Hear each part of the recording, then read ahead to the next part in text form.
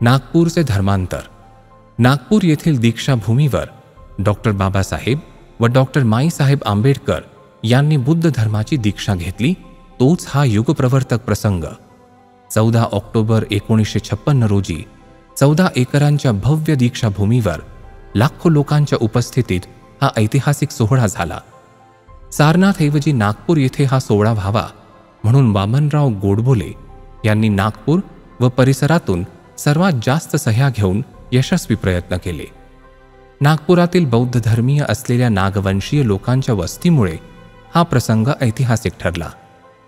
कुशीनारा येथील सर्वात वयोवृद्ध व ज्येष्ठ भिक्षू महास्थवीर चंद्रमणी यांनी डॉक्टर बाबासाहेब व माईसाहेब आंबेडकर यांना बौद्ध धर्माची दीक्षा दिली. महाबोधी सोसायटीचे देवीप्रिय वलीसिंह यांनी त्यांना पुष्पहार घातला व बुद्धाची मूर्ती भेट दिली. एका व्यक्तीने एकाच वेळी लाखो अनुयायांना सामूहिक धम्मदीक्षा देण्याचा हा जगातला पहिलाच प्रसंग आहे. अशा प्रकारे डॉक्टर बाबासाहेबांनी येवले परिषदेत केलेली "मी हिंदू म्हणून जन्माला आलो असलो तरी हिंदू म्हणून मरणार नाही" ही घोषणा 14 ऑक्टोबर रोजी प्रत्यक्षात आणली.